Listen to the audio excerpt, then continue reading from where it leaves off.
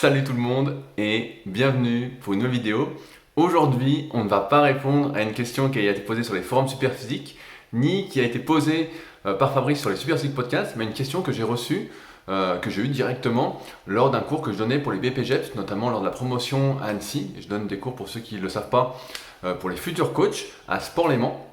Et j'ai reçu une question particulièrement intéressante sur un sujet que j'ai fait des recherches, je n'ai pas encore abordé en vidéo. Alors j'ai déjà fait des articles sur le sujet, j'en ai déjà parlé en podcast, mais jamais fait de vidéo pour mettre les choses au point sur le sujet. Il s'agit des tempos, de leur intérêt, à qui c'est destiné, comment ça fonctionne, est-ce qu'il faut ralentir la négative, la positive, qu'est-ce que ça peut apporter. Donc on va parler de tout ça aujourd'hui ensemble, en espérant que ça vous intéresse et que ça vous donne peut-être des pistes, comme d'habitude, pour mieux progresser. Mais avant de commencer, comme d'habitude, je vous rappelle que si ce n'est pas encore fait, que j'ai réalisé une formation gratuite à destination des pratiquants de musculation sans dopage. C'est le tout premier lien directement dans la description où je recense, on va dire, mes meilleurs conseils, ceux que j'aurais bien voulu, mais je ne sais pas si j'aurais été capable de les comprendre, puisque je les ai écrits vraiment avec du recul après plus de 15 ans d'entraînement. Ceux que j'aurais bien voulu, on va dire, savoir à mes débuts, ça m'aurait évité les erreurs que je vous partage dedans, les blessures que j'ai eues et que je vous partage aussi dedans, pour progresser, on va dire, plus rapidement. Il faut dire qu'au début, on est tous un peu pareil, on perd pas mal de temps à faire, on va dire, tout et n'importe quoi, à vouloir en faire trop, à vouloir faire des exercices, surtout aujourd'hui exotiques, alors qu'on oublie ce que sont véritablement les bases, dont personne ne parle ou presque aujourd'hui, et qui sont pour moi vraiment les fondements. C'est d'ailleurs ce que j'explique dans les premiers cours que je donne en BPGEPS, donc ça devrait fortement vous intéresser si vous me regardez régulièrement et que vous m'écoutez régulièrement. C'est vraiment mes meilleurs conseils. Donc le premier lien dans la description. Donc cette semaine, il y a Matt, salut si tu regardes cette vidéo, on parlait de vitesse d'exécution et notamment du fait que pas mal de bodybuilders professionnels, quand on les regarde s'entraîner, ou de bodybuilders même qui ont un bon physique, ralentissent leurs répétitions.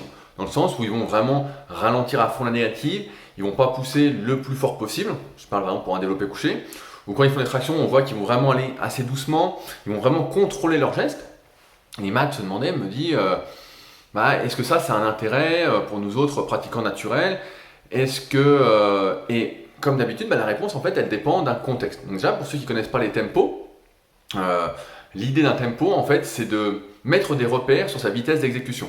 Par exemple, on peut dire que je fais ma phase négative, donc quand je descends ou que je me laisse étirer aux tractions ou au tirage poulie haute, ou que je détends le bras au curl en 2 ou 3 secondes, je peux faire une pause en bas ou pas de pause en bas, sachant que faire une pause en bas, ça peut être extrêmement intéressant. On en avait parlé dans ma vidéo avec Vincent Isartel sur la chaîne, quand on parlait des pauses en bas en entraînement à la claque. Voilà, elle s'appelle Entraînement à la claque en musculation pour ceux qui veulent aller voir.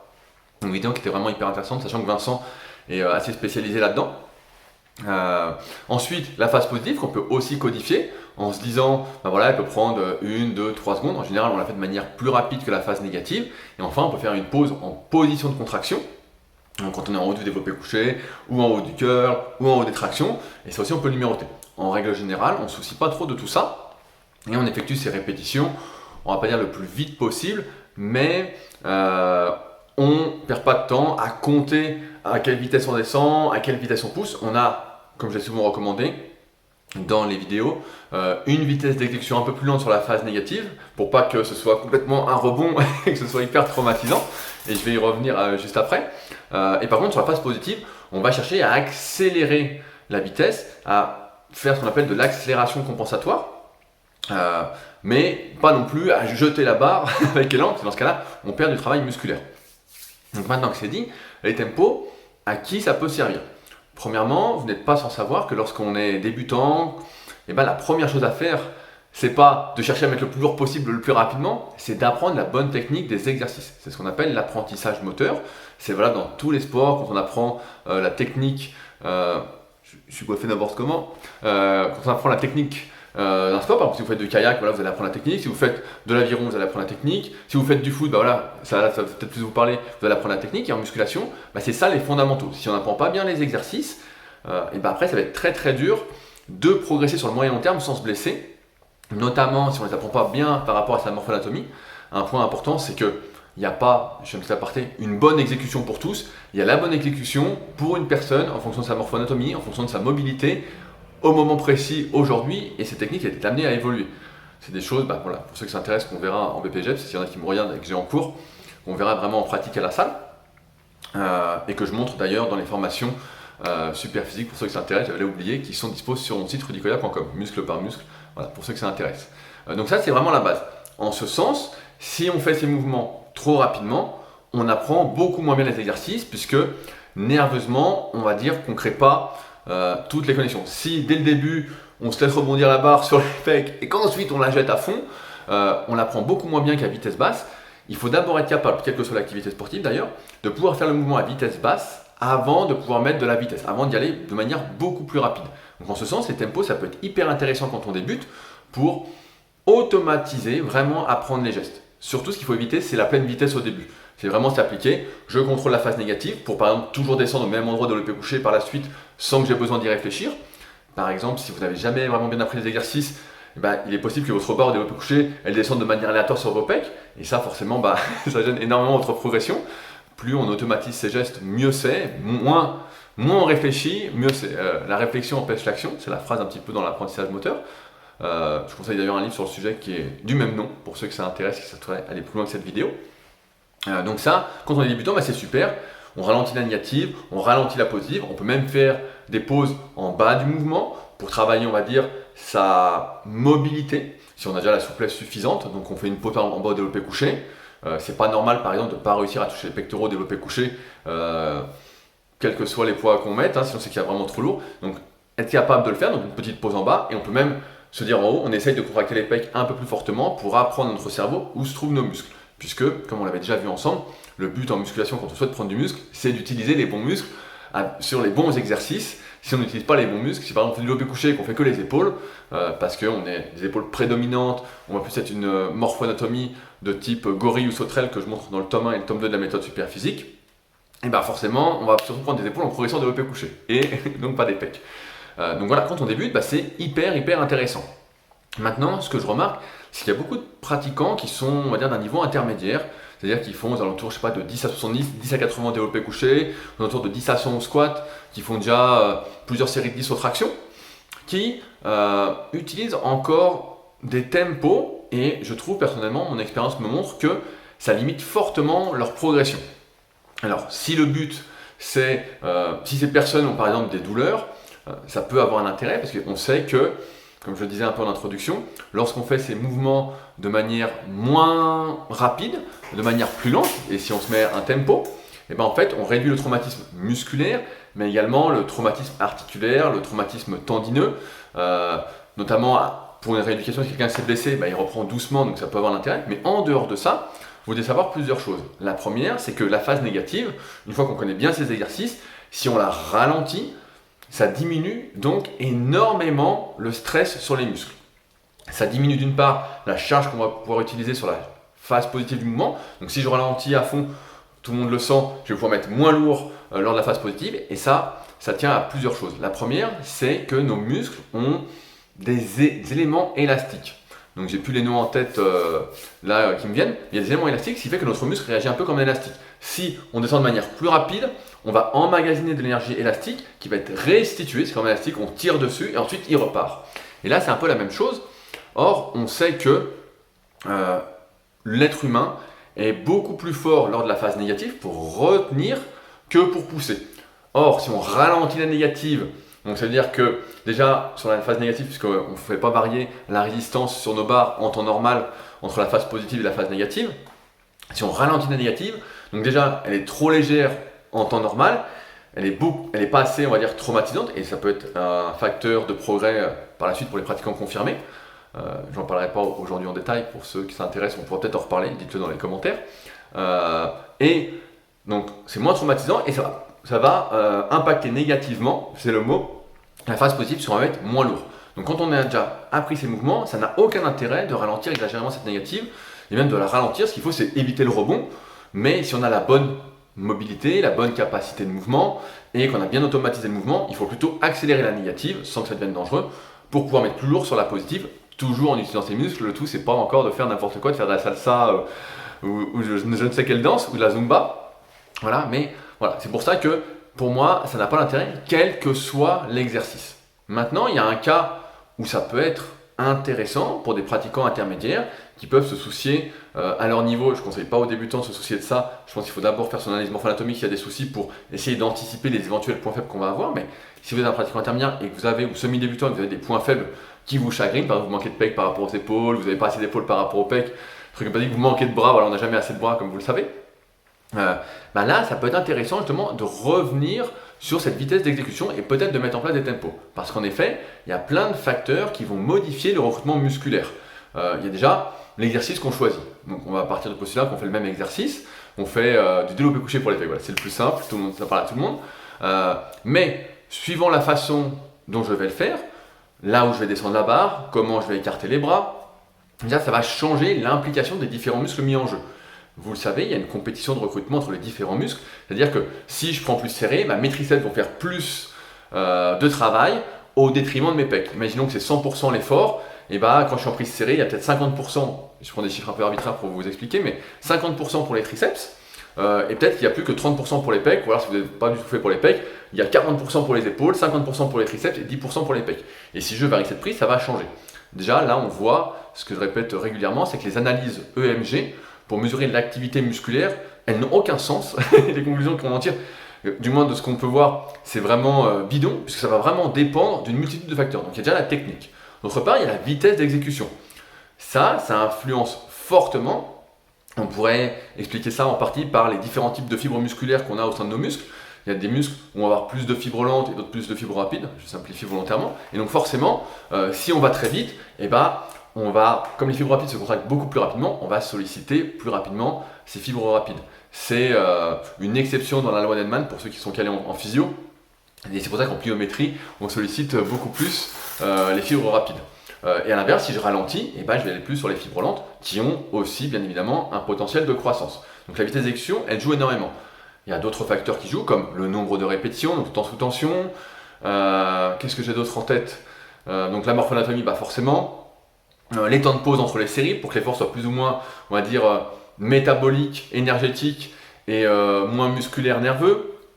Il y a plein de facteurs qui vont rentrer en jeu et ce tempo va rentrer en jeu. Et lorsque l'on souhaite développer un point faible, justement, et que lorsqu'on fait ces mouvements de manière classique, c'est-à-dire avec une négative pas trop lente, un peu rapide pour en profiter pour la positive, en fait, lorsqu'on développe ce point faible, il faut changer de stratégie parce que c'est effectivement des muscles qui ne se développent pas avec la répétition classique du progrès. En ce sens, lorsqu'on doit adapter, on doit changer entre guillemets ou créer un nouvel apprentissage moteur, de nouvelles connexions nerveuses pour développer un muscle qui a du mal à travailler avec ce qu'on fait habituellement, en dehors du choix du bon exercice ou des bons exercices par rapport à sa morphoanatomie, ça peut avoir l'intérêt de ralentir ses répétitions et de s'imposer un tempo. Maintenant, le problème du tempo, pour moi, c'est que souvent, ce qu'on fait, donc je parle pour les pratiquants intermédiaires et pour les points faibles, c'est qu'on va chercher à ralentir la phase négative. Or, comme l'avait démontré, je crois de mémoire, peut-être que je dis une connerie, j'ai plus tout ça en tête, Knudsen dans les années 70 avec le super slow, ce qui est plus intéressant, et comme je l'ai expliqué tout à l'heure, c'est de ralentir la phase positive, pas la phase négative, puisque de toute façon, on met déjà trop léger dans cette phase-là. Donc, ce qu'on veut, c'est ralentir la phase positive. Et pour ce faire, et comme c'est compliqué de compter durant sa tête, je me souviens que pas mal de personnes utilisaient un métronome sur les forums Smart Weight Training, donc avant Superphysique et maintenant plus de 12 ans, donc avant que ça devienne superphysique.org, ils utilisaient un métronome pour faire par exemple leur phase positive en 5, 6 secondes ou en 10 secondes. Et là, ça peut avoir un intérêt sur ce travail, encore une fois, d'apprentissage moteur. L'apprentissage moteur, c'est pas seulement l'apprentissage de la bonne technique, c'est aussi apprendre à utiliser ses muscles. Et si on n'est pas capable d'utiliser ses muscles, ça va être très très très difficile ensuite de pouvoir les développer. Si on n'arrive pas, à contracter les fessiers, on va avoir beaucoup. Si quand on fait du hip thrust, par exemple, un exercice qui est pas mal à la mode, on sent surtout les quadriceps et les extenseurs de hanches qui peuvent être fléchisseurs de hanches aussi si le pied n'est pas fixe, comme le droit antérieur ou le psoas-iliaque. Si on sent surtout ça quand on fait du hip thrust, ça va être très compliqué de développer ses fessiers parce qu'on a une certaine limitation au niveau des muscles de la hanche qu'il faudra donc résoudre. C'est vrai que l'apprentissage moteur, ça concerne aussi ça. Et en ce sens, ce travail de fond, moi ce que j'appelle un travail de densité cardio, nerveux, musculaire, c'est vraiment quelque chose de global. Ça peut se faire en ralentissant ses répétitions, en augmentant donc le temps sous tension, la durée de la série, On pourrait dire que ça peut se faire aussi en augmentant le nombre de répétitions, mais si on ne change pas la vitesse d'exécution, qui est un facteur donc, qui va altérer le recrutement musculaire, je pense que c'est quand même moins intéressant, même si ça peut se tester pour ceux que ça intéresse. Donc sur la question des tempos, en fait c'est assez simple, et pour répondre à Matt, à qui j'ai déjà répondu, mais je vais répondre aussi aujourd'hui, pourquoi certains pratiquants dopés ralentissent leurs répétitions, on voit qu'ils cherchent à s'appliquer à fond, c'est parce que lorsqu'on prend des produits dopants, comme on l'a montré dans ce magnifique livre, le guide de la musculation au naturel, en fait c'est que quand on prend des produits dopants, en fait ça va accentuer les dégâts que fait l'entraînement. Donc si on ralentit à fond, on met moins lourd, la fatigue est moins traumatisante, le mouvement est moins traumatisant parce qu'on contrôle tout. Donc, mais ça va accentuer et derrière, on va prendre plus de muscles. C'est comme si le signal avait été démultiplié. Or, quand on est un pratiquant naturel, on n'a pas ça. Et il faut un signal, on va dire, suffisamment puissant, qui est souvent pas assez puissant parce que c'est le stade débutant quand on ralentit ses répétitions avec des tempos. Et c'est pourquoi une fois qu'on a bien appris ces mouvements et en dehors de toute stratégie pour rattraper un point faible, qui est un travail donc, de fond, il faut faire ces répétitions, on va dire, de manière normale, en profitant de la négative pour mettre plus lourd sur la phase positive, du moins si on cherche l'hypertrophie musculaire, si on cherche la force. Alors c'est quelque chose qui peut être très dangereux, j'en entends déjà certains dire ça, oui, mais encore une fois, il faut s'entraîner en fonction de ses capacités de mouvement, en fonction de sa mobilité, en fonction de son renforcement musculaire. Si on n'a pas de renforcement musculaire adéquat, on n'a pas la mobilité, si on a du mal à toucher les pectoraux, le haut couché, effectivement, on ne va pas faire une négative rapide. On va plutôt travailler, si c'est un objectif et que vous avez le temps pour ça, sa mobilité au niveau du grand pectoral, du petit pectoral, de tous les rotateurs internes de l'épaule, de la rotation externe de l'épaule, plein de choses dont on ne reviendra pas aujourd'hui en détail dessus, pour pouvoir ensuite profiter de cette phase négative, pour pouvoir être plus lourd, pour pouvoir mieux progresser. Après, dans une optique de longévité, pour ceux qui sont peut-être un peu plus vieux et qui m'écoutent aujourd'hui, les tempos, ça peut se discuter justement pour durer un peu plus longtemps. Après, ça dépend beaucoup de votre caractère, de votre façon d'être. Moi, pour l'instant, c'est pas du tout mon truc de ralentir et j'ai vraiment du mal avec ça. En général, l'entraînement, au bout d'un moment, comme ça devient un vrai plaisir, au passer des quelques premiers mois d'entraînement, il faut s'entraîner suivant comment on est, suivant son caractère. J'ai fait une grosse partie là-dessus sur la formation Superphysique. Pour ceux qui s'intéressent, c'est en lien dans la description. Sinon, c'est sur méthodesp.rudicoya.com. Et donc, si on ne s'exprime pas durant son entraînement, on prend quand même beaucoup moins de plaisir. Et donc, il faut aussi que ça colle à son caractère. Mais voilà, les tempos, pour moi, c'est vraiment quelque chose qui est réservé soit aux débutants, soit aux pratiquants qui cherchent à rattraper un point faible. Mais en dehors de ça, c'est quelque chose qui est vraiment à oublier parce que ça n'a pas de sens en fait, ça n'a pas de sens. Et je vois beaucoup de pratiquants qui sont intermédiaires ou autres qui se perdent avec ça parce que peut-être ils voient des pratiquants dopés. Je sais que c'est très à la mode outre-Atlantique, mais outre-Atlantique, ils se disent tous naturels et il n'y en a pas un qui est naturel ou presque. Donc, et quand je dis naturel, donc c'est sans produits dopants. Donc c'est pour ça que je pense que c'est, et je voulais vous partager ça aujourd'hui, c'est plutôt une perte de temps pour la majorité. En dehors, voilà, et également en dehors du travail de rééducation où là justement on est en train de réapprendre doucement avant de pouvoir remettre de la vitesse et c'est toujours comme ça qu'une rééducation ça doit se faire et même maintenant on parle même d'isométrie en première intention avant de remettre du mouvement doucement. Donc mobilisation, isométrie, ensuite mouvement doucement et ensuite accélérer parce que si on ne peut pas accélérer, on pourra pas, on aura des gains en tout cas en musculation limités et je ne parle pas de la force où ce sera encore pire. Donc voilà ce que j'avais à vous partager pour aujourd'hui. J'espère que j'ai rien oublié sur le sujet. Si jamais, comme d'habitude, j'ai oublié des choses ou vous souhaitez rebondir sur la vidéo, vous pouvez le faire directement dans la partie commentaires sous celle-ci. N'hésitez pas à vous abonner, je le dis à chaque fois, si vous souhaitez ne pas louper les prochaines vidéos. Pareil, si aujourd'hui j'ai abordé des termes qui étaient peut-être un peu compliqués, sur lesquels je ne suis pas revenu, n'hésitez pas à utiliser les moteurs de recherche pour les taper et aller plus loin de votre côté aussi. C'est aussi ça le but, je ne peux pas tout expliquer en 15-20 minutes chaque semaine. Mais si vous êtes motivé et passionné, que vous désirez comprendre, ça vous aidera fortement de faire vos propres recherches. On retient mieux quand on va rechercher soi-même. Enfin, si vous avez des questions qui n'ont rien à voir avec cette vidéo, vous pouvez bien évidemment me contacter via le lien contact dans la description ou mettre votre question sur les forums Superphysique, www.superphysique.org. Et enfin, si vous désirez parler d'un coaching, d'un éventuel coaching, suivi coaching, il y a tout ce qu'il faut pour me contacter, pour voir comment ça fonctionne dans la description, ainsi que tout ce dont j'ai parlé dans cette vidéo, que ce soit les tomes de la méthode Superphysique personnalisée, mes livres qui sont tous présents ici. Et donc sur ce, je pense que c'est bon, on a fait le tour, et donc on se retrouve la semaine prochaine pour une nouvelle vidéo. Bon entraînement à tous!